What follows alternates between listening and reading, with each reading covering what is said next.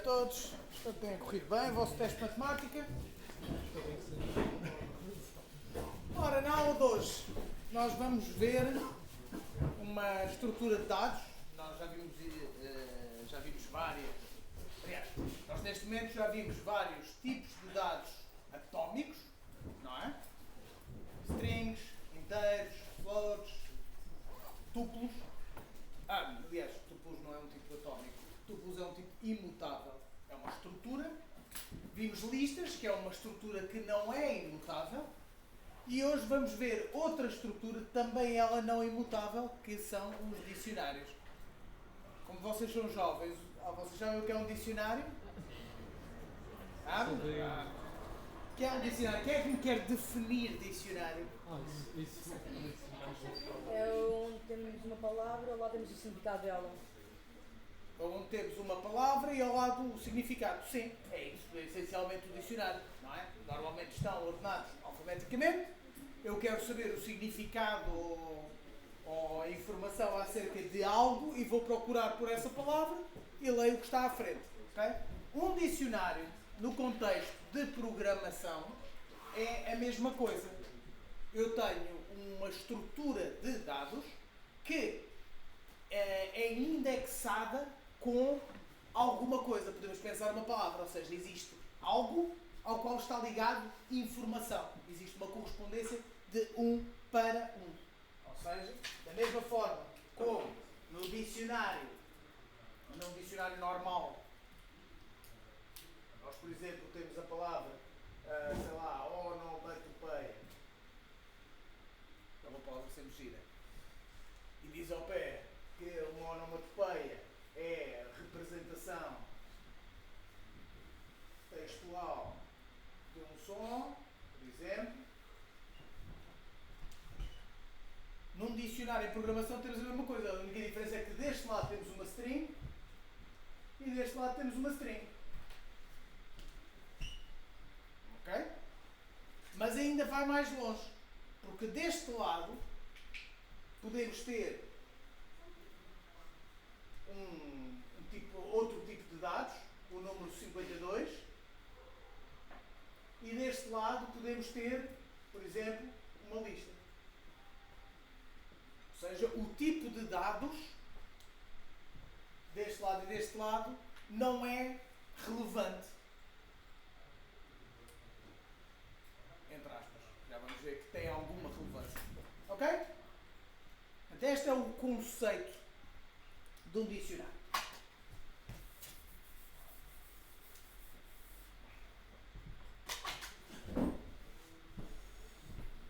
Portanto,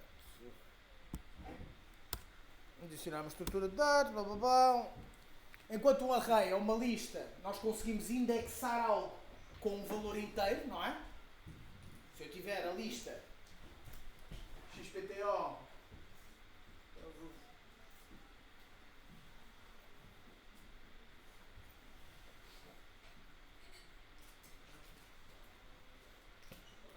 se eu tiver esta lista, eu consigo usar um número inteiro para indexar, escolher este, ou escolher este, ou escolher este, ou escolher este, ou escolher este, não é? 0, 1, 2, 3, 4, 5, neste caso. Num dicionário eu não estou limitado a um valor inteiro. Vou dar um exemplo. Por exemplo, isto. Okay? Aqui, nós estamos a definir um dicionário. Aqui é o nome, é um identificador, é uma variável, como outra variável qualquer em Python. A seguir, atribuição e iniciamos um dicionário. Reparar que aqui usamos esta chaveta em vez de usar o parênteses reto como fazemos com as listas, ok? E terminamos da mesma forma. A seguir temos os pares. Neste caso temos um par string inteiro. Ou seja, temos deste lado é a chave, é como é que procuramos, e deste lado temos o valor que queremos associar àquele tipo de dados. Neste caso temos aqui uma série de strings e deste lado temos o ano em que o jogo foi lançado, por exemplo. Ok?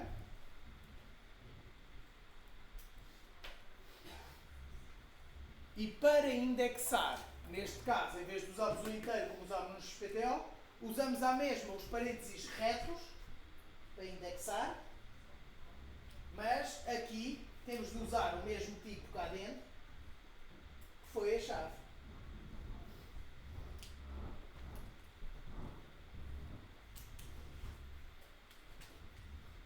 Certo?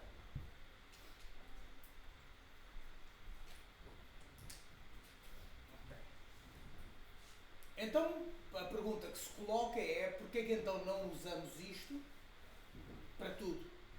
Okay? Se isto é mais versátil, se é a mesma coisa, mas mais versátil, porque é que nós não usamos para isto? É mais lento e gasta mais memória. As duas coisas.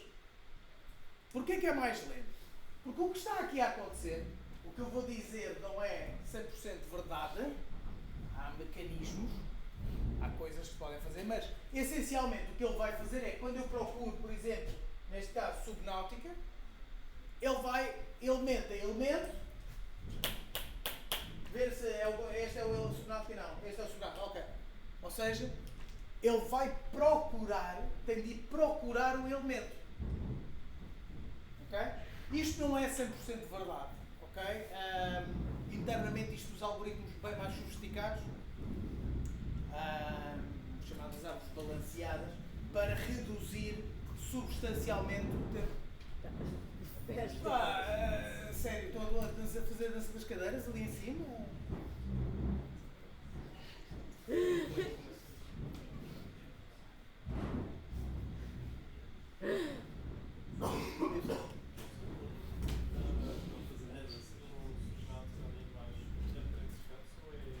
Isto são parênteses retos, sim.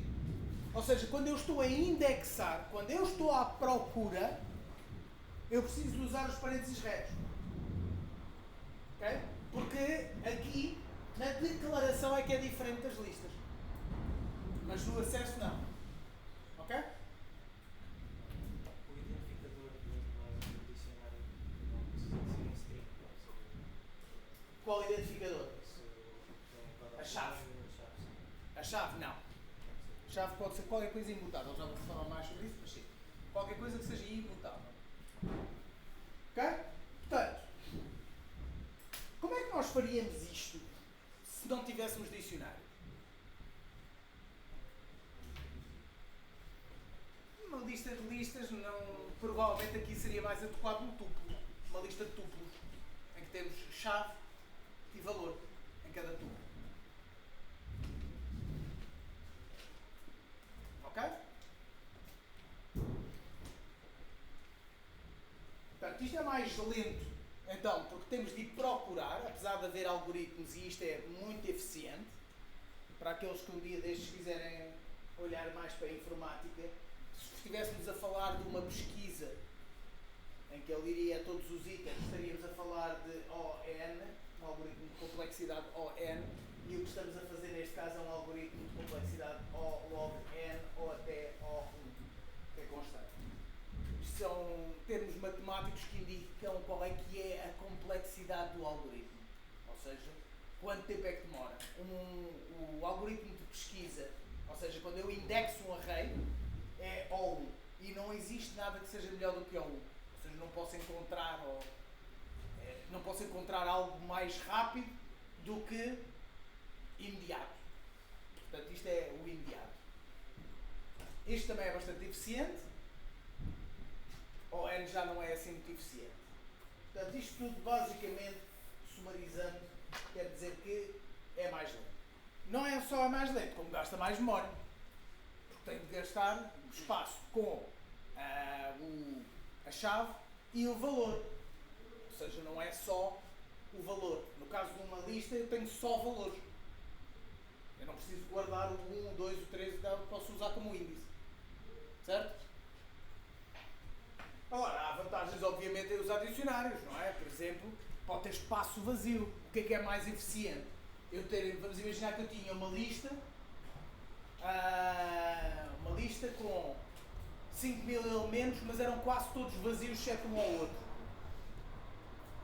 Eu tinha de guardar 5.000 e tal elementos, mesmo que só alguns é que fossem vazios. Certo? Qual é que é este exemplo? Por exemplo, vamos pensar que eu tinha uma lista de itens. Havia outras maneiras de fazer isto, obviamente. Mas vamos imaginar que eu tenho uma lista de itens no meu RPG. E o meu RPG tem 10.000 itens diferentes. Não é? E eu queria guardar se o jogador tem ou não tem um certo item. Então eu podia fazer uma lista de false, e por aí em diante, até ter aqui um true pelo meio e mais um montão de falsos. Obviamente que a maior parte dos itens o jogador não os tem. Correto? Portanto, isto é muito pouco eficiente. Se o jogador só tiver 5 itens, temos 9.995 falsos e 5 trues ali no meio. É deseficiente. Não é, é ineficiente. Certo? Com o dicionário seria diferente. Eu teria só uma coisa que diria, por exemplo, o index do item. Vamos imaginar que nós tínhamos o item 5, o 7, o 9, o 1001 e o 2003. Eram os itens que o jogador tinha. Eu só precisava ter aqui uma lista com o 5 a true, o 7 a true, o 9 a true, o 1001 a true e o 2003 a true. Por exemplo. E aí só tinha de guardar aquilo. O que não estiver no dicionário, o jogador não o tem. Certo? Portanto, simplesmente aqui o conceito de mais espaço ou menos espaço também depende do que se está a fazer com ele. Obviamente que nenhuma destas duas soluções seria boa para guardar os itens que o jogador tem. Mas isso é outra história. Ok? Só para vocês perceberem aqui o conceito. Portanto, se eu tenho informação esparsa, um dicionário é melhor. O que é que eu quero dizer com informação esparsa? Um dicionário tem todas as palavras que existem? Não. Não. Não é? Por exemplo, nenhum dicionário tem a palavra B. Mas isto não é uma palavra real. Nenhuma palavra é real até existir. Até estar no dicionário normalmente. Portanto, não tem todas. Tem só aquelas que nós usamos. Correto? Portanto, um dicionário tem informação esparsa de todas as combinações de letras que existem no universo. Nós usamos apenas uma fração das combinações de letras reais, não é? E, portanto, um dicionário é informação esparsa.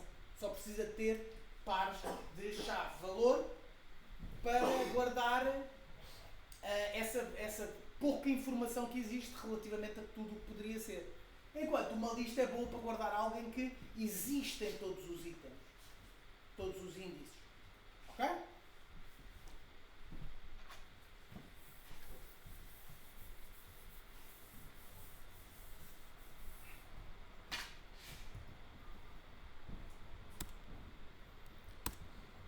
Pronto.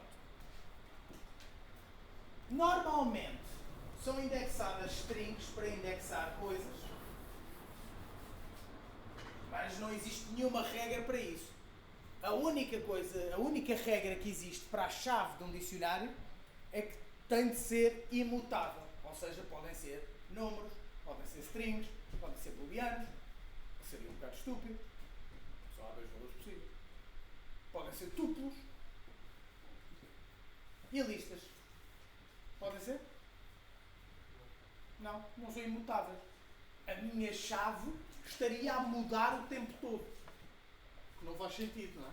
A chave é uma coisa, por definição, imutável, não é? Isso seria equivalente a ter um dicionário em que a chave estaria a mudar de sítio. Não é muito útil para encontrar, seja o que for. Correto? Portanto, a ideia é que podemos usar qualquer coisa. Um tuplo podemos usar porquê? Porque é imutável.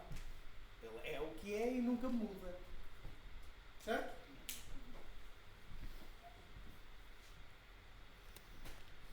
Um dicionário pode ser inicializado vazio. Portanto, abrir e fechar chavetas é exatamente igual às listas, só o tipo de chaveta é que é diferente. Se tentarmos aceder a um índice que não existe, temos um erro. Ok? Parece um key error. Está ali em baixo. Que diz que no fundo aquela chave não existe. Mas isso é pouco conveniente, não é? devíamos ter alguma maneira que nos permita, naquele exemplo que nós queríamos há bocadinho do inventário, não é? Nós convém saber se está lá ou não. Não queremos que haja um erro. Simplesmente queremos poder saber. Para isso temos uma keyword que podemos usar, que é o N. Se vê muito bem nestes slides. N. Ok? Portanto é... Sim. Mas não tens um problema inventário.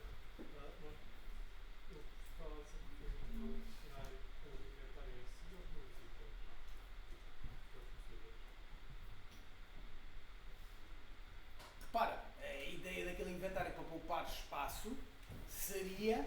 Eu só lá tenho os itens que o jogador de facto tem, mas se eu quisesse saber se ele tem um item ou não, teríamos de conseguir verificar se ele tem lá a entrada ou não. Porque se eu não tiver lá a entrada, mas eu não posso dar erro, senão eu não consigo verificar. Como é que, por exemplo, naquele caso, deixa-me lá ver. Portanto, vamos imaginar que tínhamos então o inventory igual, e aquele tinha 3, 5, 9, era o 1001 e era o 2003. Correto? E agora, se eu quisesse saber se o jogador tinha o item 5012, se eu fosse aceder para ver se era true, ele ia dar erro, porque o 5012 não existe. Portanto, eu tinha de perguntar antes usando o N. Ou seja, neste caso seria se if 5012 in inventory,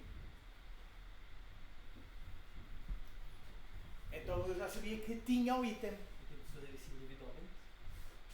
Depende. Como eu disse, isto não seria propriamente a maneira mais inteligente de fazer um inventário.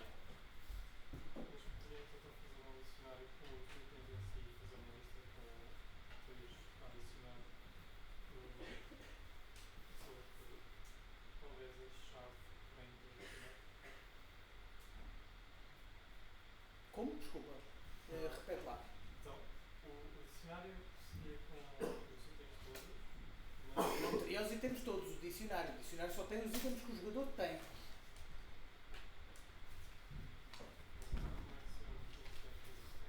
Hã? então como é que serão os itens que existem agora? Normalmente estas coisas são geradas, por exemplo, num roguelike ou não sei o que, são gerados procedimentalmente. Há uma lista, alguns, há uma master list que tem o nome, as propriedades, que tipo de item é que é, etc, etc. São tabelas gigantes, normalmente. Normalmente nem sequer está em RAM. Em grande parte dos casos é só um ficheiro que tem essas coisas todas, que pode ser carregado para uma lista, etc, para poder ser indexada com um inteiro, para não ter de andar à procura, porque eu não quero referir a coisas em jogos. Aliás, em jogos e não só. Um computador não gosta de referir coisas por strings. Não é? Um string não tem significado para ele. Números têm significado para ele. Ele sabe o que é o número 14, 23, 2.373.244. Agora, ter a string Holy Chalice of Eternal Light, para ele tem de comparar byte a byte, para ir ver se estamos a falar daquele item ou se estamos a falar do Holy Chalice of Eternal Darkness. Só varia os últimos caracteres. Está a perceber? Mas volto a dizer, esta maneira de fazer um inventário não seria propriamente a melhor. Seria melhor, já que estamos a falar sobre isso, seria ter uma lista que tem os IDs dos itens que o jogador tem. De facto. Mas, pronto. Por exemplo, como eu estava a tentar descrever, qual é que é a diferença entre uma lista, onde é que uma lista podia ser, onde é que um dicionário podia ser mais eficiente, fazia mais sentido. Estás a perceber? Pronto, portanto, aqui a ideia, se nós quiséssemos saber se um item, se um certo item estava no inventário, teríamos de pôr a chave N, qual é que é o dicionário. Ok? Isto devolve um booleano. Por isso é que, por exemplo, neste caso deste código, que está aqui, se o God of War está no Relicier, que é o dicionário, então escreve qual é que é o ano. Caso contrário, diz, opá, não sei o que é. Okay? À partida, se nós não temos a certeza se um item existe, temos de perguntar antes se ele existe. Ok?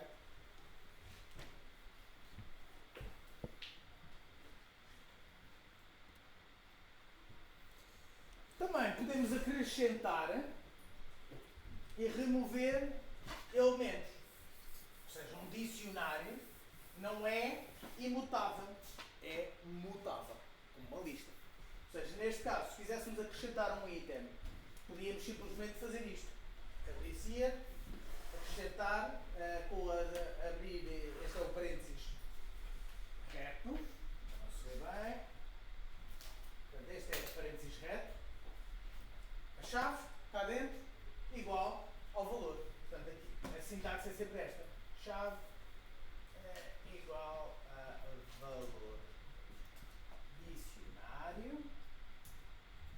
Isto acrescenta este item. Ou altera o item existente.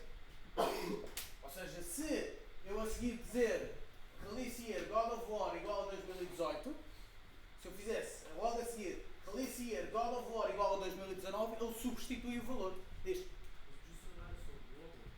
Hã? Os dicionários são sempre no Globo? Não. Os dicionários são onde estiverem. É como uma lista, como um número, etc. As mesmas regras de scope aplicam-se. Não tem diferença. Eu tenho uma dúvida. Eu tenho um dicionário, só o nome que está à procura ou é um novo nome? Tá. Aqui pode ser das duas coisas. Se não existir, ele cria uma entrada no dicionário. Se já existir, ele altera a entrada existente. E depois é o valor que está a seguir o nome. Hã? E depois é o valor que está a ser passado, seja igual àquilo Sim. que seria igual a Portanto, se vamos imaginar o nosso exemplo do inventário. Se eu escrevesse inventory 1, 2, 3, 4 igual a true, aquilo iria inserir.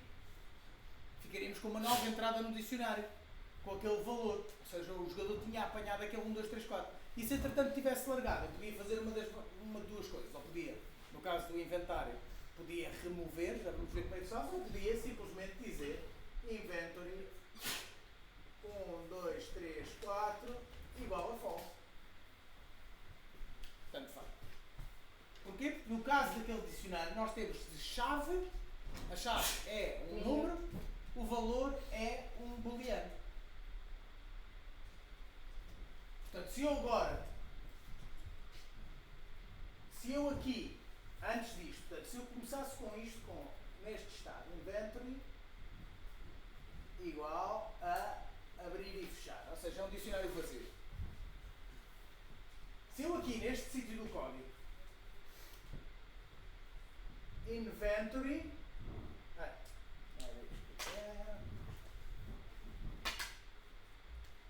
se eu aqui pusesse 1, 2, 3, 4 in inventory, qual é que ele diz, devolve ali?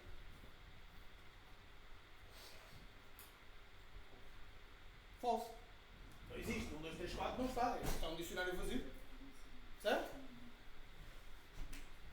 Se eu fizer aqui 1, 2, 3, 4 in inventory,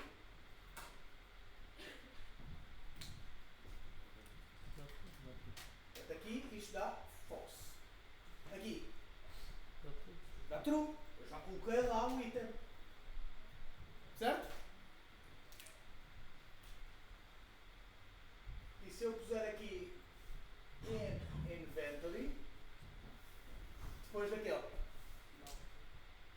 Não. True à mesma.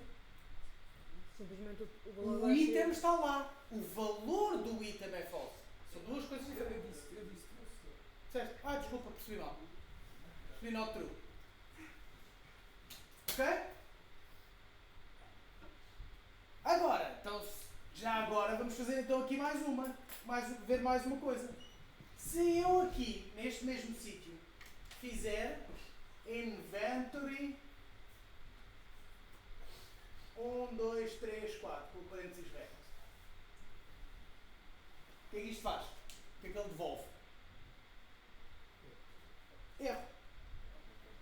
Não tem valor. Eu tentei aceder a uma coisa. Portanto, isto dá erro.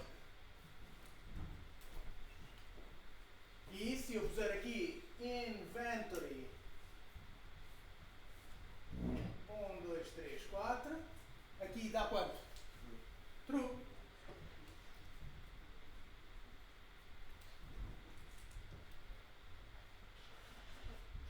E se eu puser aqui inventory 1, 2, 3, 4?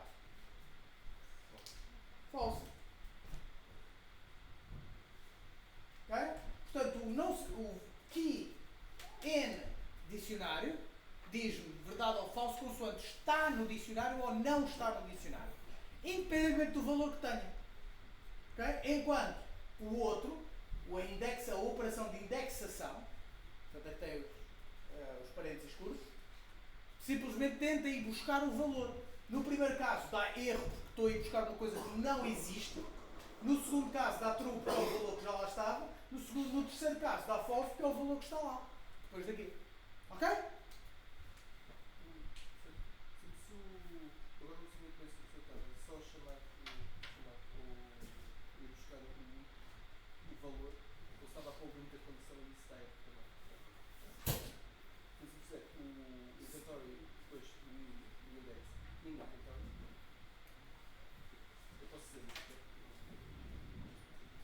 Se tivesse feito aqui if 1, 2, 3, 4 in inventory e depois pusesse isto dentro do if. Não, eu estou mesmo tentando se o if inventory 1, 2, 3, 4 inventory se está erro se dá mas Não, o in, se puseres isto dentro de um if, repara, é irrelevante se uma coisa está dentro de um if ou não está dentro de um if. Ok? Se nós olharmos formalmente para o que é que está a acontecer numa linguagem de programação, todas, isto é uniforme, pelo menos eu não conheço nenhuma que não seja assim. A definição do if é if expressão blá blá blá.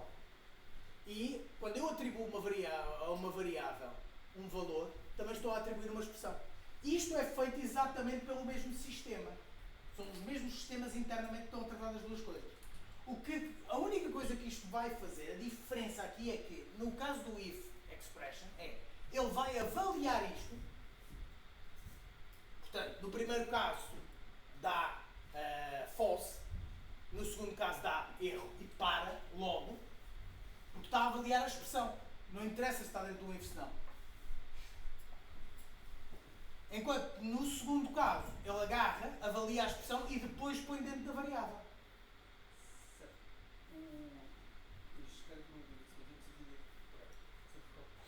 Eu posso usar uma coisa que não seja a chave inventory para o Não, ele vai dar aqui error. Porque uma coisa que não é a chave, não é? Não vai lá estar. Porque não há, nunca é. Nunca está. Não é? Mas isto ainda é mais complicado. Porque repara que eu não mencionei isso porque normalmente é considerado má prática. Mas as chaves não têm sequer ser todas do mesmo tipo. Ok? Eu posso perfeitamente ter um dicionário que tem 1, 2, 3, 4 e isto resulta na string Walter e posso ter aqui uma string a dizer XPTO que indexa, ok? Em Python, um dicionário não obriga a que a chave e o valor sejam do mesmo tipo, ok? Python é das poucas linguagens que permite isto. Isto é considerado péssima prática, ok? Isto não se deve fazer. O ter dados de tipos diferentes não é propriamente considerado mau, porque não ter dados de tipos diferentes pode ser um bocado o propósito de eu quero tratar coisas diferentes de formas diferentes. Okay? Agora, ter chaves de tipos diferentes é considerado má ideia. Porque lá está, temos uma coisa que é importante na programação, de uma forma geral, como ideal generalizado, é consistência. É eu ser capaz de olhar para uma coisa e ver, este inventário recebe, a chave é um inteiro. Não é um inteiro, exceto quando é uma string, exceto quando é um tuplo, exceto quando é outra coisa qualquer. É um bocado por aí. Mas não há nenhuma restrição. Portanto, o N funciona sempre, nunca vai crashar, nunca vai dar erro. Ele vai sempre ver se aquela coisa, se existe, na lista de chaves. Ok? O outro vai falhar sempre se a chave não existir. Ok? Não tenho a certeza se respondi à tua pergunta. Sim? Ok. Porque este é o mesmo mecanismo em todos os casos, sempre. Quando ele vai ver uma expressão, qualquer expressão, a única diferença é que o if está à espera de uma expressão de tipo booleano. E se não encontrar uma expressão de tipo booleano, pode ficar chateado. Nem sempre fica. Infelizmente eu gostava que o Python fosse um pouco mais consistente, mas consistência nunca foi propriamente a coisa do Python.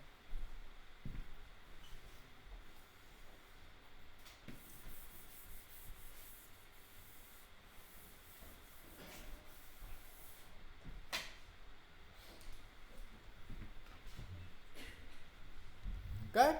Também podemos apagar elementos. Ok? Reparem, quando eu fiz, por exemplo, naquele dicionário, meti um item, depois, para não termos o item no inventário, punhamos a false. Ok, isto funcionava. Mas, para sermos consistentes com a ideia por trás daquele inventário, o item nem sequer lá devia estar de todo. Certo? E nesse caso, podíamos usar o del, que se nota muito bem aqui, mas o que está aqui é um del. Ok? Novamente, é uma daquelas coisas que é muito pouco consistente o Python. Que permite usar esta keyword del para apagar coisas, que também funciona em listas, mas não é considerado boa prática, porque é uma inconsistência. Então qual é que é o jeito certo? No caso do dicionário não há alternativa. No caso das listas há o remove. Há o remove e o pop. Mas no caso dos dicionários não há propriamente uma alternativa. E portanto aceita-se o delete, o del. Mas é considerado pouco Pythonic. Que é como o atributo, se vocês já andaram pela net a ver coisas, vão ver um atributo, um adjetivo, que é o Pythonic. Ou seja, coisas que são Pythonic isto é como nós achamos que o Python deve funcionar. Isto dito pelos gajos que criaram o Python. Uma coisa é ser Pythonic ou não ser Pythonic. O del é considerado, apesar de ser suportado, funciona, etc. E é a única maneira, é considerado pouco Pythonic. Ou seja, os programadores hardcore de Python que gostam de fazer as coisas bonitinhas, etc., o que fazem é usar um Dictionary Comprehension, que cria um dicionário a partir de outro dicionário. Ou seja, no fundo criam um dicionário novo com aquele item removido. Que pode ser menos eficiente. Mas depois entra dentro do mundo do Python que a maneira como o Python está implementado pode não ser. É nestes momentos que eu não gosto do Python. Eu não sei porque isso está-me a lembrar demasiado dos princípios sólidos. Tem demasiadas coisas que quebra. Sim, diz. Eu não vou fazer uma função que faz com um nome melhor faça um inteligente. Podias fazer uma função, mas aí tens de ir à procura do item à mesma. Mas sim, podias fazer uma função. A questão é, estas coisas muitas vezes estão ligadas ao passado das linguagens de programação. Ou seja, quando o Python nasceu, na sua versão 1 e mesmo na sua versão 2, nunca ninguém estava à espera que o Python viesse a ter a expressão que teve. Okay?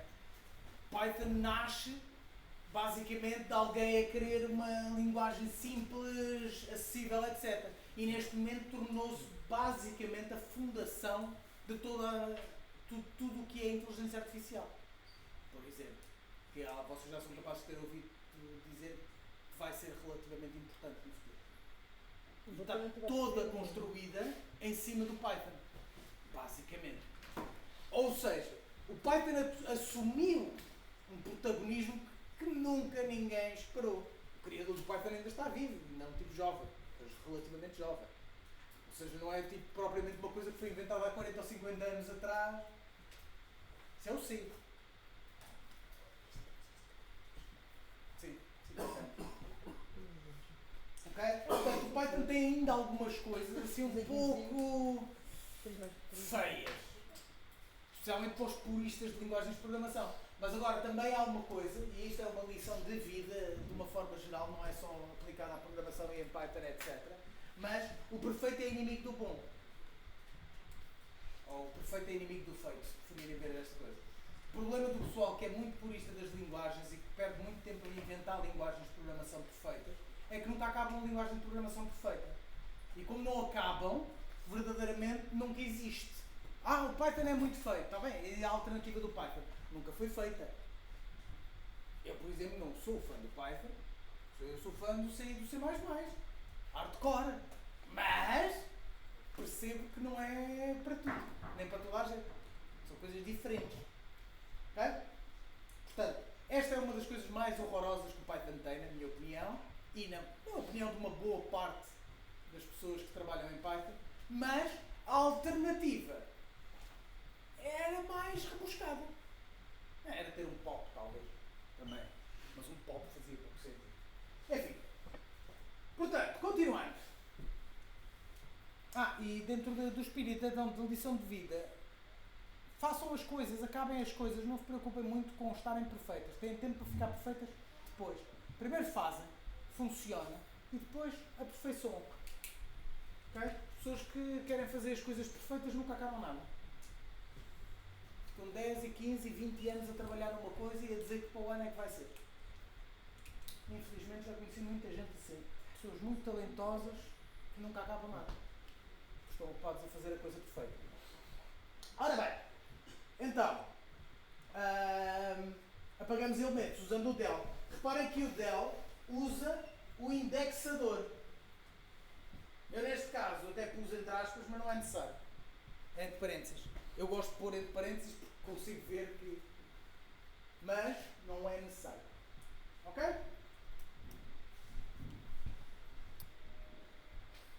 Ora bem, agora, isto é tudo muito giro.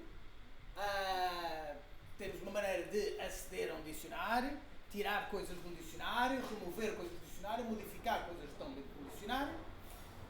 Agora, dava-nos jeito de podermos trabalhar com o que está dentro de um dicionário, não é? Como o vosso colega perguntou, mas temos de fazer assim especificamente, temos de fazer para o 5002, para o 5003? Não, obviamente que não. Podemos usar algoritmia acima disto. Vamos imaginar que nós queríamos escrever os itens que temos, não é? Temos aquela lista, o nosso inventário, não é? Igual a... reparem que, por acaso eu acho que não chamei a atenção a isto, que aqui dentro é 2 pontos e não igual. Estamos a fazer correspondência. Okay? Porquê que é 2 pontos em vez de igual, professor? Basicamente porque dava complicação, podia dar conflito entre isto e isto, na leitura. Era fácil de cometer erros. Por isso eles decidiram que é o 2 pontos ali dentro. Ora bem, o 5, 9, 2001 e era 2003. Vírgulas. E fecha. Ok? Sim. Os pontos vai ser erro de confusão. Se tivermos a fazer uma opção ali dentro, certo? Uma operação ali dentro. Por exemplo, na vela de divisão. Aqui? Não. Podes fazer. Podes. Não há problema. É uma expressão. O que ele quer aqui, novamente, à semelhança do que eu estava ali a falar há bocado, dos ifs e das values que recebem uma expressão, aqui o que ele recebe é uma expressão. Pode até, inclusive, chamar funções. Elas são resolvidas no problema que há a inicialização. Portanto, a chamada não é a chamada todas as vezes que vamos lá. Ela é chamada quando o array está a ser definido. Ok? Eu já vos mostro um exemplo daqui a bocado. Ora bem, então aqui tínhamos este inventário e agora por boa medida, temos item name, que é uma lista que tem 10.000 itens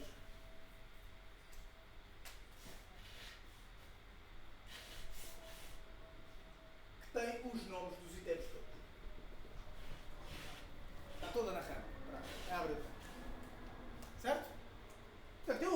quero escrever os itens que eu tenho. Ok? Portanto, eu tenho que ter uma maneira que me permita ir buscar o que é que eu tenho. Quais são os itens. Ou os itens, ou os valores, obviamente. Mas os valores é fácil de ir lá. Então, como é que podemos fazer? Nós podemos iterar o dicionário.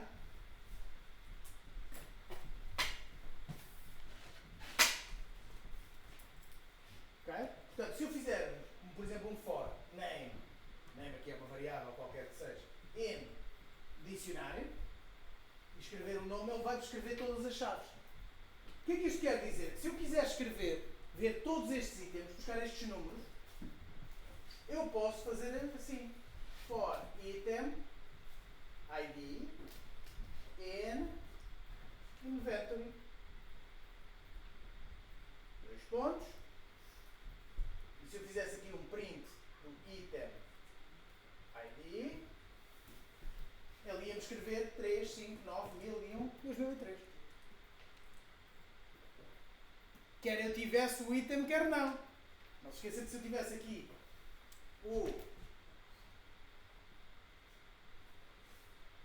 vamos imaginar que eu tinha apanhado o item e, entretanto, tinha largado o item. Tinha deixado cair. E não tínhamos usado o dela. Portanto, aqui ele vai mostrar 3, 5, 9, 1001, 2003, 5002. Okay? Portanto, eu aqui, em vez de escrever aqui o print item ID, eu podia escrever item name indexado com o item ID. E ia-me escrever o nome. Certo?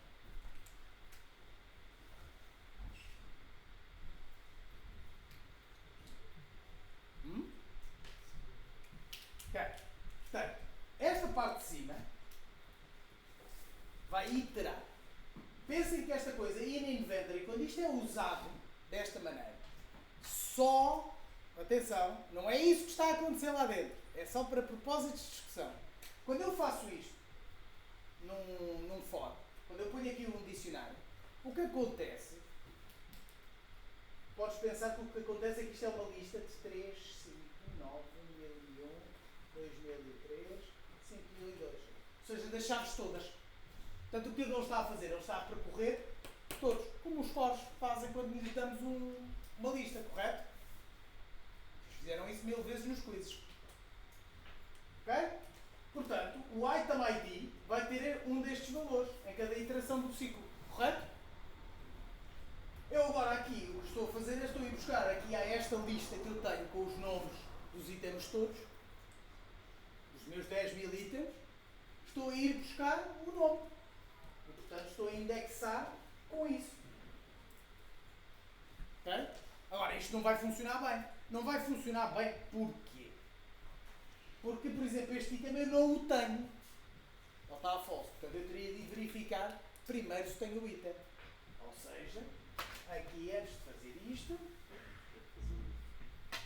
tinha de fazer if inventory item ID, 2 pontos, print item name item ID.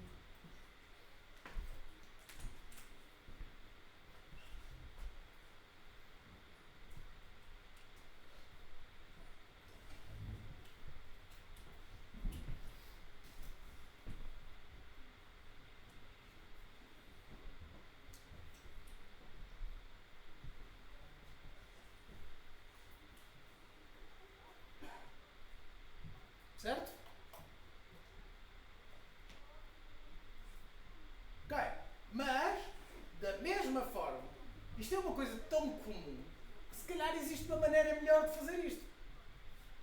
Ok? I've got you found. Em vez de poder fazer isto, se eu pudesse ir buscar automaticamente logo os dois, posso. Se eu aqui, em vez de fazer for item id in inventory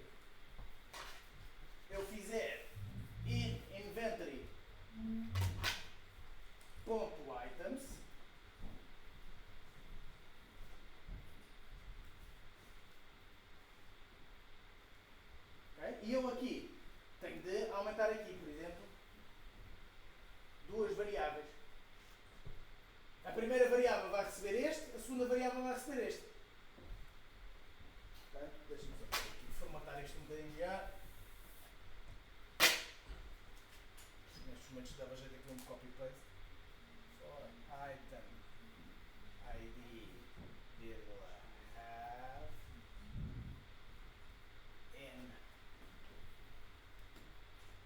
E portanto aqui já não precisava de verificar inventory item id, bastava de verificar aquela variável. If have, faz logo as duas coisas ao mesmo tempo.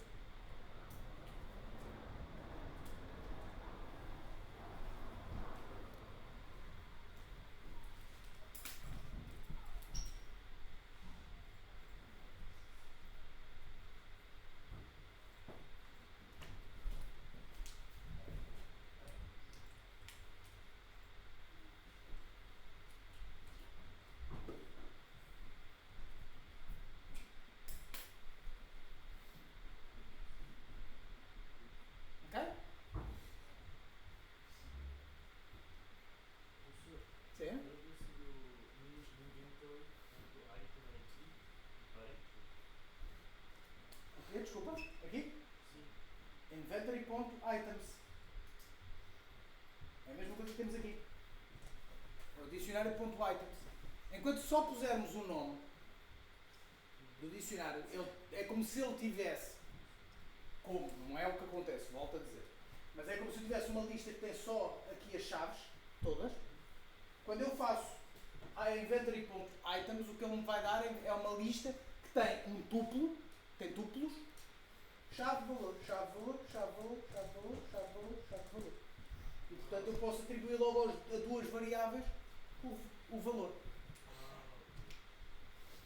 E tem que ter dois pontos depois, né? Hã? Tem que ter dois pontos. Sim. Aqui não tem.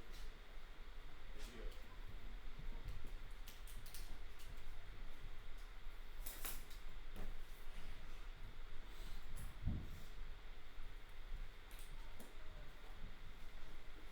Ok? Capiche?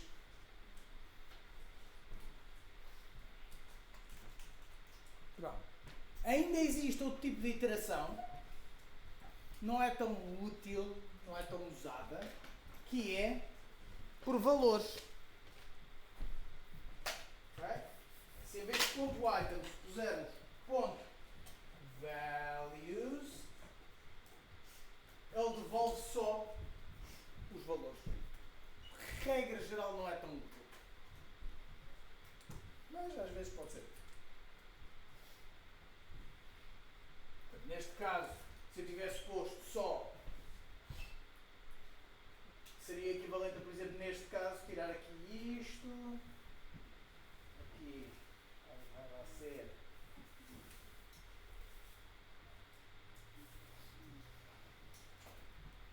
mas pronto, isto depois a seguir não funcionava porque não tinha o item ID, não conseguia ir buscar, simplesmente tinha uma lista de true e false, que não serve assim de grande coisa, neste caso. Mas pode haver aí algum caso em que funcione para alguma coisa. Mas é só podemos, por exemplo, print av. Sim. Ia fazer aqui um printf, mas isso só me ia dizer true, false. Ia dizer true, false. Não é particularmente útil.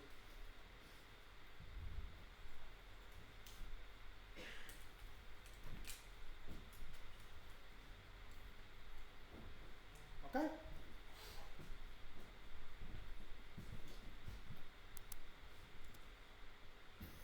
Agora, aqui uma coisa que é importante.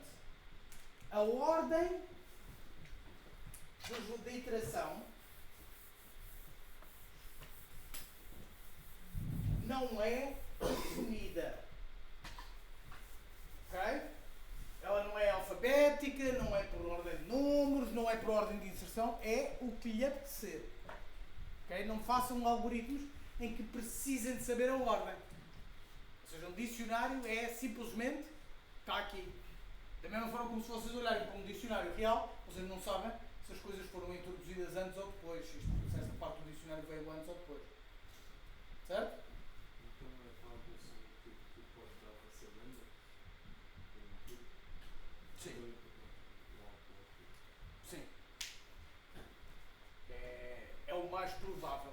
Porque por causa dos algoritmos que tem internamente, ele não tem de guardar numa ordem que faça sentido para nós. Ele tem de guardar uma ordem que faz sentido para ele. E que normalmente não tem nada a ver, tem a ver com o algoritmo de hashing que é usado. E não se pode confiar porque até pode ser diferente no mesmo programa, pode ser diferente se eu correr aquilo no Mac ou se eu correr aquilo no Windows. Podem estar a usar algoritmos de hashing diferentes. Portanto, nem é essa consistência garantida. Ou seja, se eu adicionar um elemento, eu posso adicionar o elemento no início do dicionário, a meio do dicionário ou no final do dicionário? Sim. É que aquilo não há um início e um fim, ok? Um dicionário é guardado como uma estrutura em árvore, normalmente. Mas nem isso é obrigatório. Okay? Vai depender, a quantidade de item, o item que aparece primeiro vai depender dos itens que estão lá. Se eu acrescento um item, posso alterar a estrutura, a ordem toda. Por causa do rebalanceamento da árvore, para continuar a garantir o máximo de eficiência possível quando se vai à procura de chave. Ok? Reforçando só aqui uma coisa. Um tuplo pode ser usado como uma chave no dicionário. Okay? Porquê? Porque o tuplo é imutável. Como é imutável, pode ser usado. Ou seja, eu podia perfeitamente fazer isto. Ou seja, ter aqui um dicionário e a chave ser um tuplo. Neste caso, um tuplo com dois valores que seriam posições.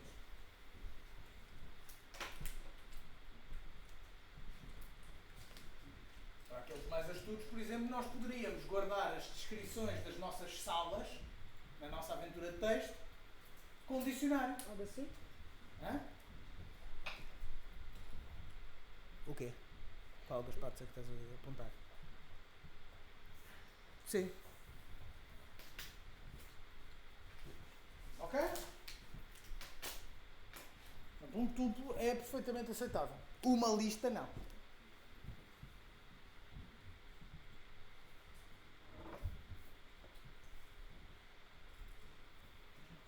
Eu tenho dois slides. Pronto. Para aqui estou a introduzir o dicionário vazio. Vários itens, 3 itens. Aqui estou a criar logo um item, um dicionário inicializado. Ok?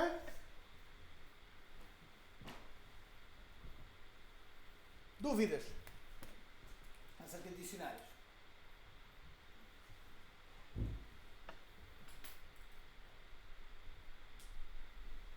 Sim. Nós podemos diferenciar o dicionário do autor. Se podes usar o dicionário como o próprio dicionário como item do dicionário? Mais ou menos. Estava a pensar mais buscar um outro dicionário. À partida podes. Por exemplo, tens de ter cuidado. Porquê? Vamos imaginar que o nosso jogo é simétrico. Ok? Nós estamos a usar um tuplo. E então temos o dicionário S, não apetece estar a escrever muito, e digo que o 1, 2 tem uma string qualquer, o 3, 4 tem outra string qualquer, e depois eu quereria que o 2, 1 fosse igual ao S 1, 2. Espera aí, alguma coisa deste género que estavas a dizer. Estão a perceber aqui a ideia? E portanto, da mesma forma, o 4, 3 seria o S 3, 4.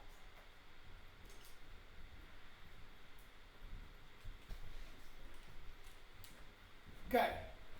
Isto provavelmente iria falhar. Provavelmente. Porquê? Porque este S ainda não existe.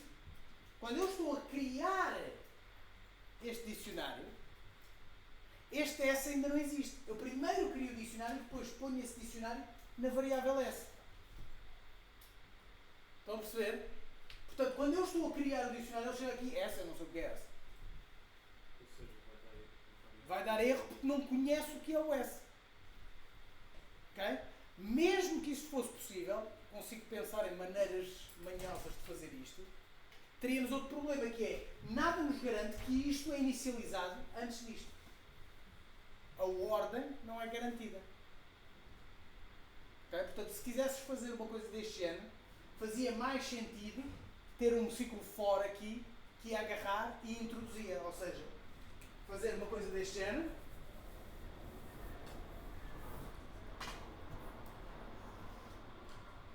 E fazer aqui for.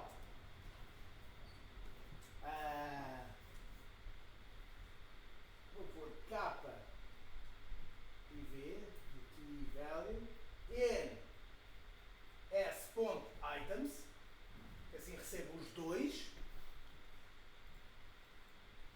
Okay? E eu digo que S, agora vou criar a chave. A minha chave vai ser igual a K, mas em que eu troco os elementos. É igual a value. Olhem para lá com atenção.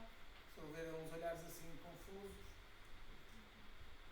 Okay? Basicamente, eu estou a criar uma key nova, que é a key original, mas trocada. Okay? Vamos ver um exemplo. Okay? Quando vocês estão com dúvidas, isto é o que eu recomendo sempre. Quando estão com dúvidas porque é que alguma coisa está a funcionar, ponham números nas coisas, valores. Ok, primeira iteração disto. Ok, isto, o S-items vai devolver um tuplo em que a primeira parte do tuplo é a chave, a segunda parte do tuplo é o valor. Isto não é, na prática não é isto que ele está a fazer, mas ajuda a perceber.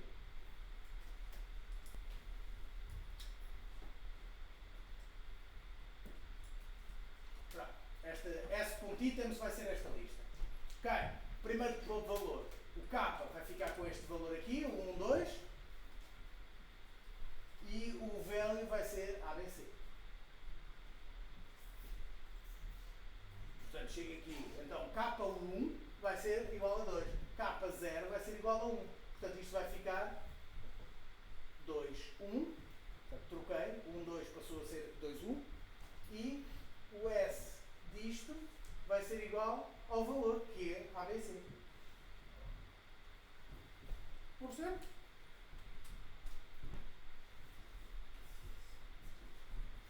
Okay? À partida, não existe nenhum problema de um dicionário até se referenciar a ele próprio. Ou de pôr aqui listas, caso isso não tenha ficado claro. Qualquer estrutura, como valor, qualquer estrutura, qualquer tipo de dados pode ser usado, incluindo ele próprio.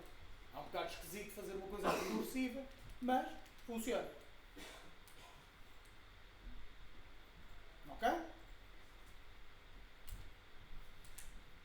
Outra coisa, já que estamos a falar sobre a inicialização.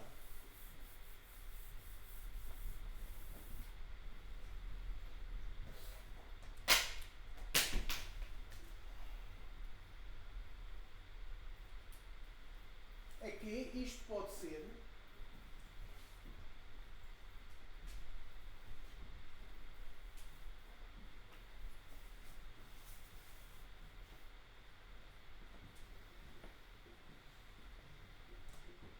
podia usar aqui uma referência para a minha lista de listas.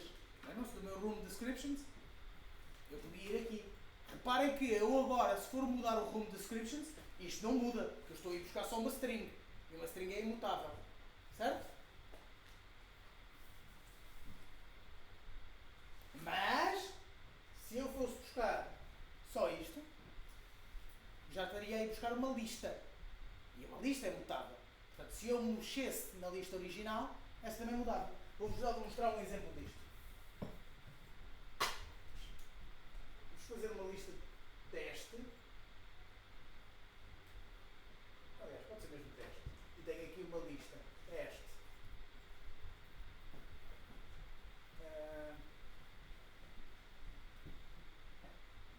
Vou criar aqui uma lista.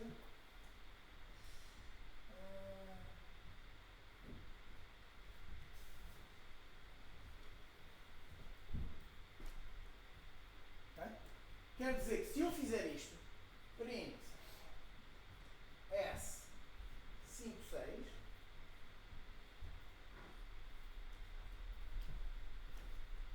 escrever 2, 3, 4.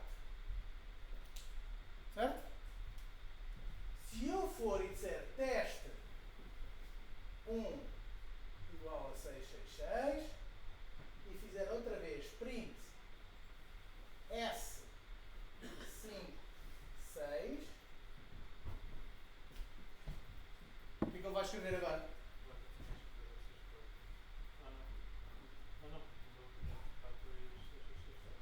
Exatamente. Porque neste, isto e isto, ou S56 e teste, estão a referir a mesma lista. Uma lista é passada por referência. Obviamente, se eu tivesse aqui um 7, 8, teste 1, e eu aqui fizesse print S 7, 8. O que é que este dava? 3. E aqui S 7, 8. E este? Também dava 3. Porque aqui estamos a referenciar este número. Aqui estamos a referenciar esta lista. Ok?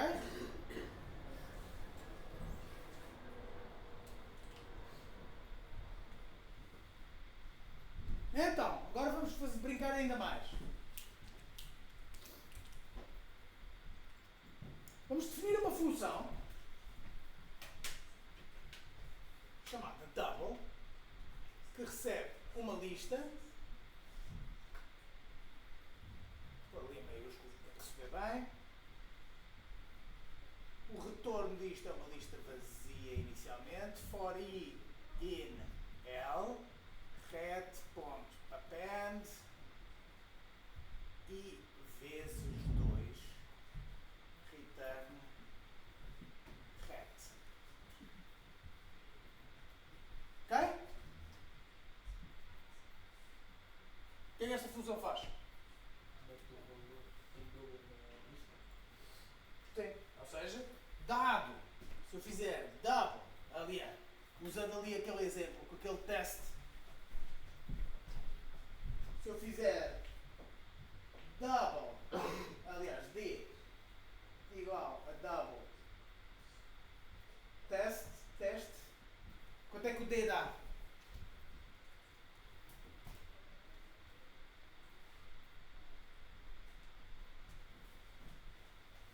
O que é que D tem?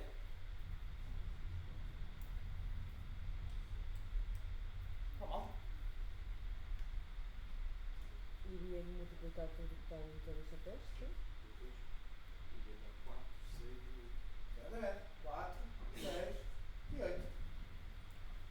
Certo? Ali o D vai ser igual a double test. Ok?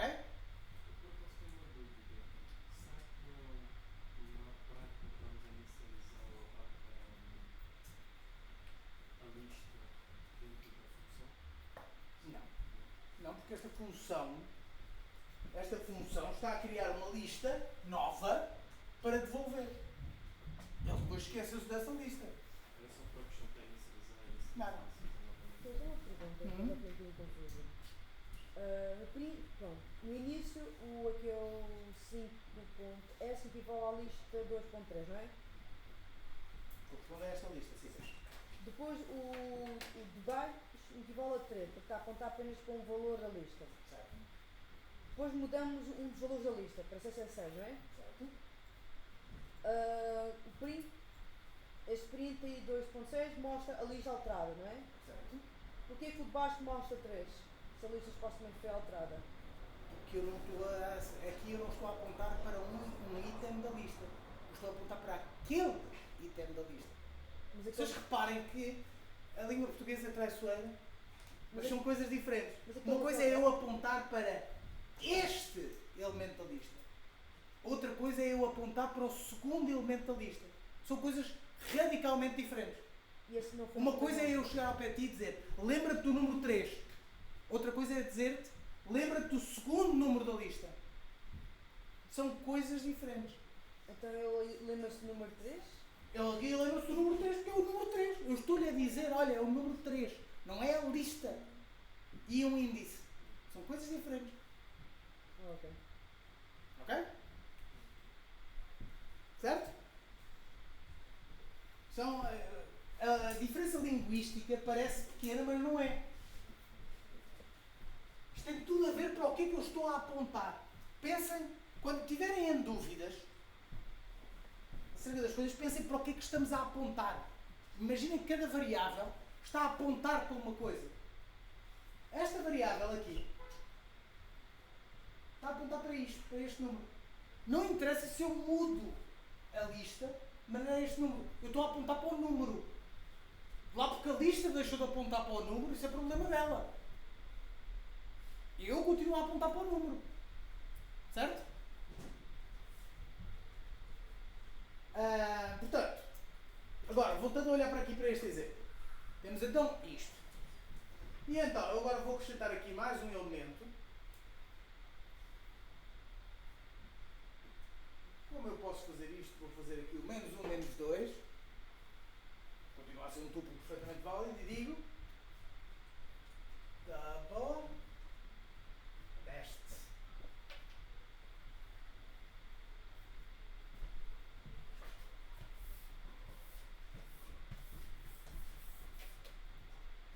Ok? Então,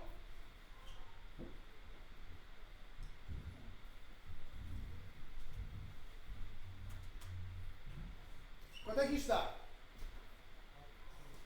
Hã? 4, 6, 8. 4, 6, 8. Lista 4, 6, 8.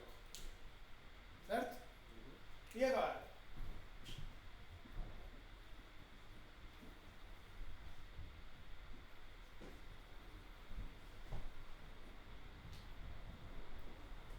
E agora vou escrever print. Vamos por partes. Mostra a lista, que agora é 4, não, é 2, 100, 4. 2, 100, 4. Muito bem.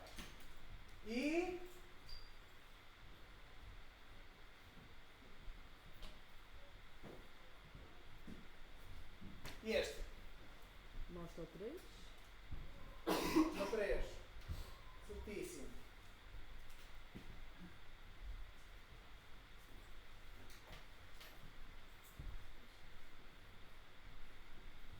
E este?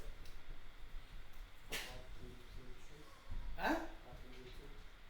4, 200, 8? Não. Relembra a anterior. Está-se a lembrar da anterior. 4, 6, 8.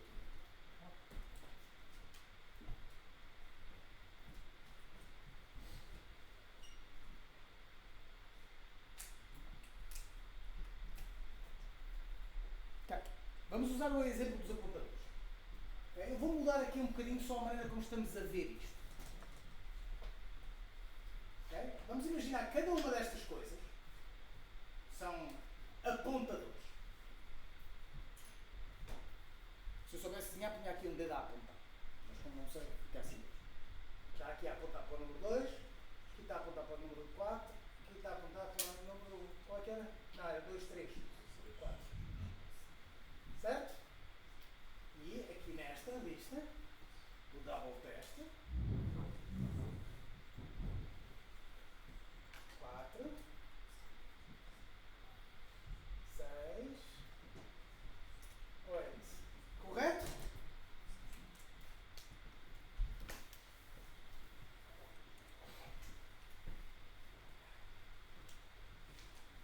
Agora, preciso de voluntários. Preciso de apontadores. Quem é que quer vir apontar coisas? Agora vou escolher a bruta. Steven, se faz favor.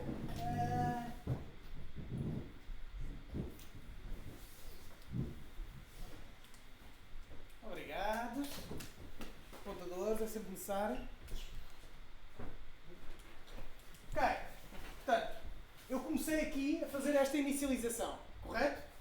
E, portanto, aqui o 5, 6, não é? Aponta para o teste. Portanto, se faz favor, tu vais ser o 5, 6. Ok? O 5, 6 aponta para o teste. Para o teste. Ao princípio, para não haver erros. Ok? Então aponta para o teste. O 7, 8 aponta para o número, para o primeiro item da lista teste. Portanto, tu apontas para onde? Não, tu apontas para aqui, para este 3. Tu apontas para o teste. Tu apontas para o 3. É melhor trocar. Tu apontas para o teste. Não estás a apontar para o teste. Tu apontas para o 3. Para o 3, não é para aquela coisa. Para o 3. Porque isto é o primeiro valor desta lista. E isto é o número para o qual tu estás a apontar. E agora temos o menos 1, menos 2. Vá, mais uma vítima. Faz favor, obrigado. Performance art. Se puderem fazer pose, eu acho que fica sempre melhor. Portanto, tu és o menos 1, representas o menos 1, menos 2 e estás a apontar para o quê? Para o double test. Onde é que está o double test? Não, isso é um D. Onde é que está o double test? Não está aqui ainda. Vamos pô-lo aqui.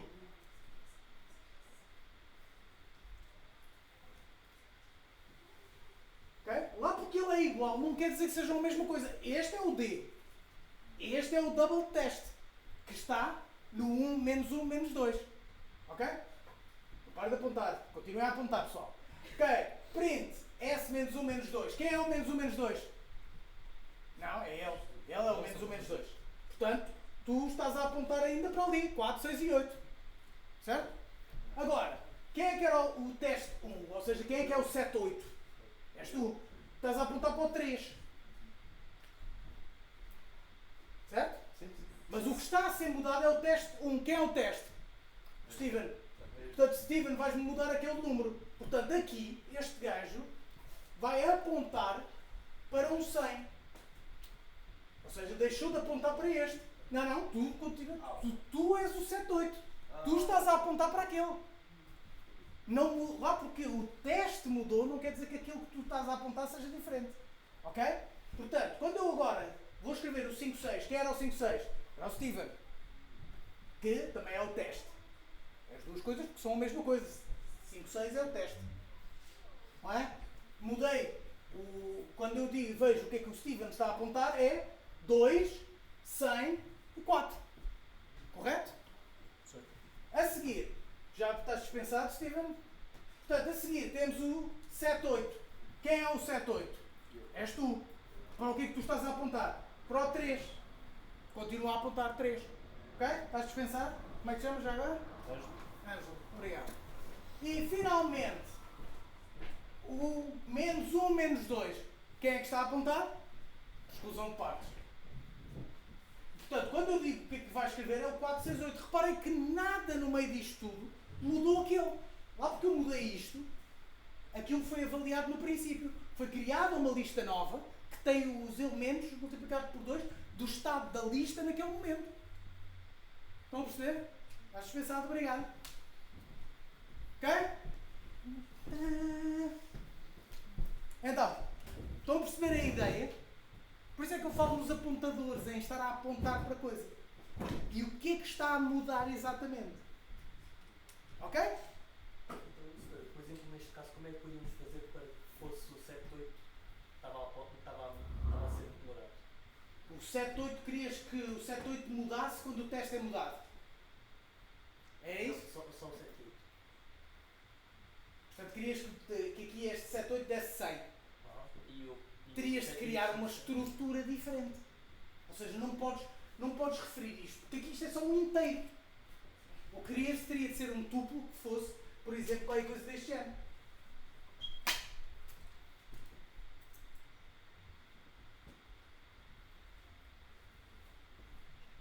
E ele, quando vai fazer isto, ia verificar, ok, o elemento 1 do teste. que é uma coisa diferente de ser este. Sim. Hã? Sim.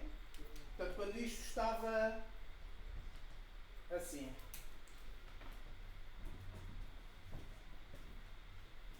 Sim. Porquê que este? Porque isto aqui, ele não está a apontar para isto. Ele está a apontar para isto. Portanto, quando eu mudo o valor, eu estou a mudar a este apontador aqui, não é este. Estou a apontar para coisas diferentes.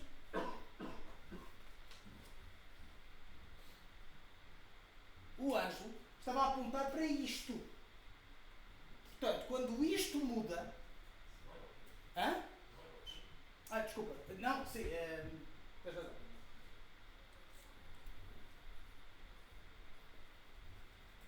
Imagina que todos os números têm uma bola, alguns, no éter. Obviamente que isto não é o que acontece. Isto é só para vocês perceberem. Portanto, todos os números estão lá, alguns no éter. Ok? O anjo, quando tem teste 1, não está a apontar para esta coisa aqui. Está a apontar para o que esta coisa aponta. Portanto, para o número 3. Para a bola que tem o número 3. Certo? Da mesma forma, quando eu faço isto, teste 1 igual a 100, eu continuo a apontar para aqui. Esta bola aqui é que passa a apontar ali para outro número. Mas o meu apontador continua no mesmo sítio. Eu não estou a referenciar isto. Estou a referenciar isto. Percebeste? Hã? Okay? Quando nós referimos a um número, as coisas são, formalmente o que acontece é aquela diferença entre um valor por referência e um valor por cópia. Não é? A ideia é, se eu estou a agarrar um valor, ou se eu estou a agarrar algo que está a referenciar outra coisa. Quando eu estou a indexar um valor, seja ele uma string, um tuple, um booleano, um float, ou um inteiro, que eu não lembro se mencionei, se eu referenciar qualquer uma das coisas, eu tenho uma cópia do valor. Eu não consigo mudar o que é que significa um 3. Um 3 é um 3. É sempre um 3. E eu posso fazer o que eu quiser ao universo à minha volta, que o 3 vai continuar a ser um 3. Enquanto, quando eu estou a referenciar uma lista, que é o que acontece aqui neste caso, eu estou a referenciar isto como um todo. Com todos os valores que podem mudar lá dentro. Porque eu estou a referenciar é a lista e não o valor que está dentro da lista. Percebeste? Só para isso aqui. Quando nós temos teste entre parênteses secretos 1, estamos a referir-nos àquele valor específico, certo? Ao valor atual, à imagem atual da lista de valores. Então ali embaixo não podemos mudar esse valor para 100.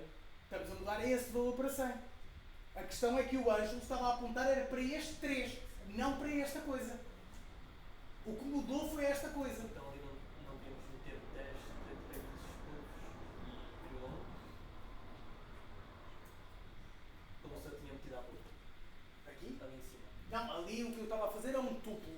Ou seja, o que eu estava a criar ali é uma estrutura de dados mais sofisticada que referencia qual é que é a lista e qual é que é o valor dentro dessa lista. Era simplesmente uma maneira de referenciar.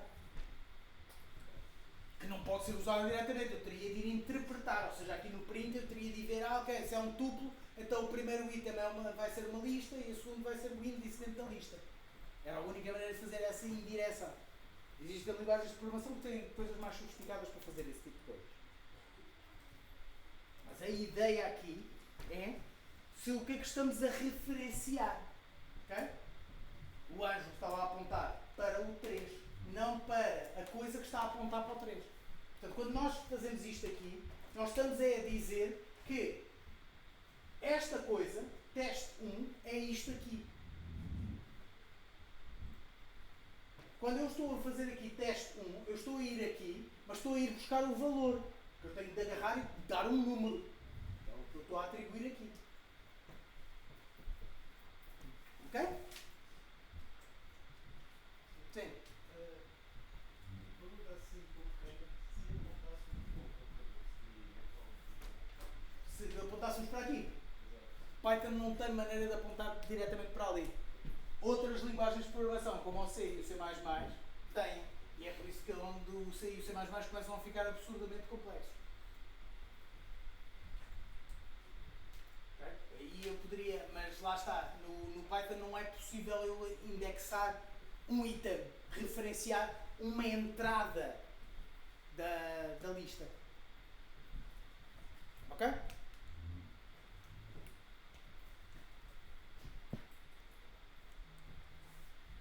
Não fiquem muito complexados se não tiverem a perceber a 100% isto, ok?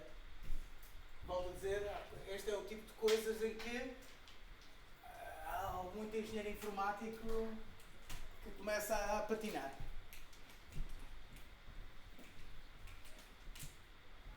Okay? É por isso, este, por exemplo, tudo isto que acabámos de falar, é um dos motivos pelos quais nós não vos ensinamos C e C++.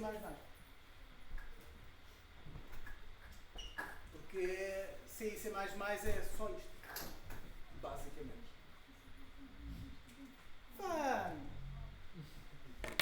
Depois de entrar, é mais divertido, é mais...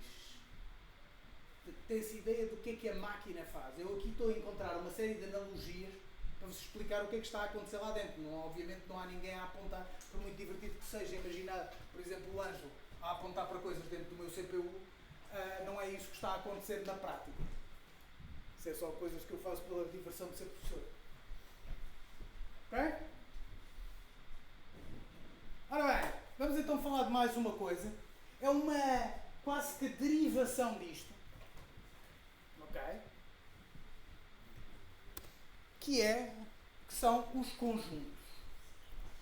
Ok? Alguém consegue definir um conjunto?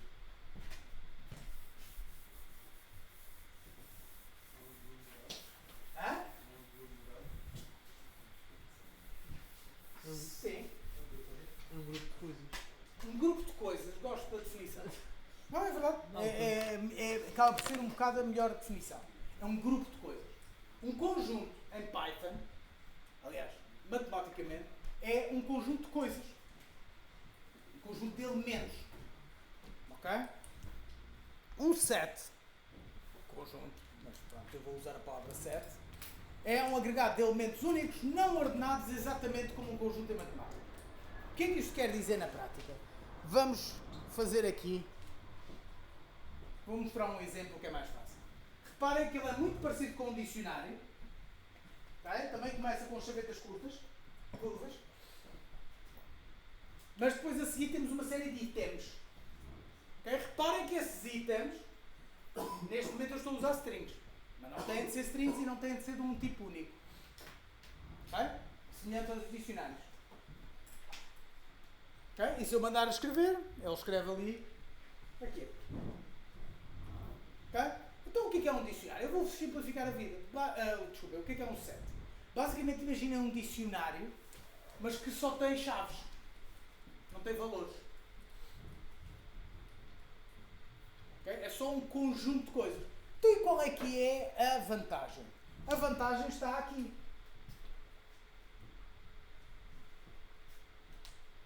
São elementos únicos. Eu nunca consigo ter 2 blood bowls ou 2 graveyards dentro de um conjunto. É único. Ok? Como as chaves num dicionário. Ok? Para que tipo de coisas é que isto serve? Por exemplo, para o inventário. Ok? Com o dicionário nós estávamos a fazer aquela ideia de tínhamos o número, o ID do item e depois tínhamos se era true ou false. Aqui no dicionário basta pertencer. Portanto, poderíamos fazer exatamente a mesma coisa, simplesmente não precisávamos de armazenar se é true ou se é false. Queremos acrescentar um item, pomos lá o seu item ID, queremos tirar um item, tiramos de lá. Ok? podemos fazer exatamente as mesmas coisas. Podemos iterar, ou seja, simplesmente percorrer. Funciona exatamente como aos dicionários. Simples.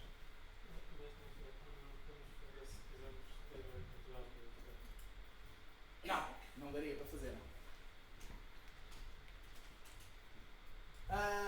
Mas também naquela solução que tínhamos do inventário, não. Teríamos que ter substituído aquilo por números, por exemplo, em vez de true e false, ter quantidades. Mas sim. Ok? Portanto, se iterarmos, temos isto. Ok? A ordem é irrelevante. Ok? Eu posso comparar sets para saber se é o mesmo conjunto. E a ordem vai ser irrelevante. Ok? Portanto, se eu criar um conjunto com 1, 2, 3 e criar um conjunto com 3, 2, 1, se eu perguntar se são conjuntos iguais, ele vai dizer que sim. Neste caso. Tem os mesmos itens, independentemente da ordem. O set é não ordenado, como um dicionário. Cada elemento só pode estar uma vez no conjunto, ou seja, se eu definir, por exemplo, um set desta maneira, 1, 2, 3, 2, ele só, quando eu me mandar escrever, ele só vai ter o 1, 2, 3. Ele só põe uma vez cada. Porquê que ele não dá erro? Hã? Na teoria, na minha cabeça, daria erro. Não. Porque eu posso acrescentar. Ok. É um conjunto, ou seja, eu abstratamente. Eu percebo que é a confusão, porque basicamente o Python dá erro com quase tudo. Sim. Mas não, porque a ideia de um conjunto é precisamente essa: é eu ter um saco. Eu andar com um saco e pôr coisas lá dentro e garantir que só tenho uma de cada coisa lá dentro. Ou seja, eu não quero saber exatamente de verificar se já lá está, se não está. Está. Pode ser feita uma série de coisas muito eficientes nesse caso. Mesmo na comparação, os conjuntos continuam a ser iguais. 1, 2, 3, 1 é igual a 3, 2, 1. Porquê? Porque é o conjunto mínimo sempre. Verdadeiramente, porque este, o A, vai ser só 1, 2, 3. Não vai ter aquele item extra. Certo? Podemos acrescentar elementos através do add, não é o append, como nas listas, é o add. Se já lá estiver, ele não dá erro, simplesmente não acontece nada. Ok? Que é este caso. Posso remover itens, e aqui não tendo de usar aquele del manhoso. Posso fazer, de facto, uma chamada ao remove, muito mais prático. Ok? Sim? Tira todos os dois. Ou só. Só lá está lá 1, 2. Mas, por exemplo, no outro exemplo Tinha 1, 2. O que tu estás a perguntar é, se, por exemplo, se eu tivesse aqui um conjunto 1, 2, 3, 1, se eu fizer remove a.remove 1, se ele tira estes dois, não é? Ele tira porque ele nunca teve lá 2. Verdadeiramente. Porque se eu escrever aqui antes o que é o A, ele vai escrever que o A vai ser igual a 1, 2, 3. Só lá existe um item. Se eu puser duplicados, posso pôr quantos duplicados eu quiser. Ele só vai lá ter um. Sim. Então, por acaso, os sets seriam ótimos para aquele exercício da biblioteca que vamos ver aqui isso. Porque assim nós não teríamos livros repetidos. Sim. Certíssimo.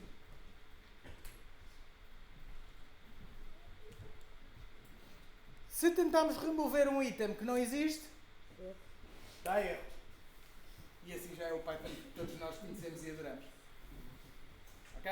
Portanto, se queremos verificar antes se um item existe antes de o remover, podemos verificar usando o in, como no dicionário. Ok?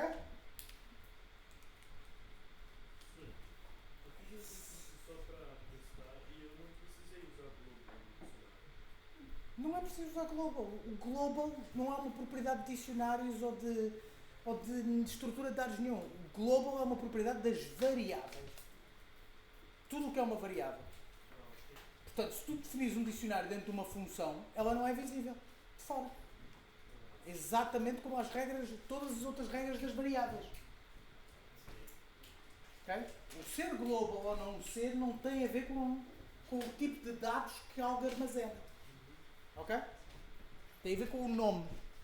Está ligado ao nome da coisa. Ok? Mas mesmo assim, por exemplo, mas eu não precisei usar o global para variável com o dicionário. Mas não tens. Não estou a perceber. Da mesma forma como não tens com uma variável normal. Elas são globais se elas estiverem no scope principal. Se não estiverem no scope principal, são locais.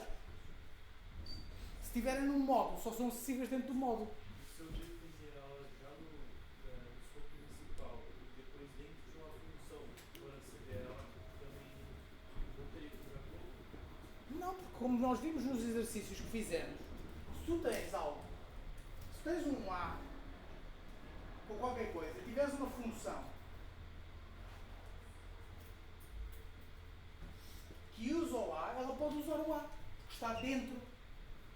Da mesma forma como se eu tiver aqui uma função, um B, ou qualquer coisa, e puser uma função dentro do XPTO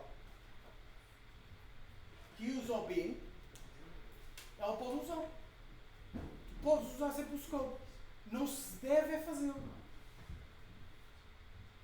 É considerado má prática. Porquê? Porque eu olho só para a função XPTO isolada e eu não consigo perceber que ela depende de uma variável no scope global. Mas, quando vimos módulos, as coisas de um módulo para o outro não agem desta forma. Okay? Mas à partida global nunca é necessário, exceto quando eu quero que uma coisa que é definida aqui seja acessível aqui fora. Ok? Sabe o que é que acontece se adicionarmos um valor que já existe dentro do set? Ou Não não faz? faz nada. Mantém. Ignora. Ok? Dúvidas acerca de conjuntos? Conjuntos é simples. Basicamente pensa que é como se fosse um dicionário true e false. É só algo que tem. Está ou não está. Tem uma chave ou não tem uma chave. Ok? E pronto, por hoje vamos chegar por aqui. A seguir vamos ver uma das minhas coisas divertidas, funções de lambda. Yay! Oh não! Professores de Lambda. Oh não! Pronto. Fazer presenças.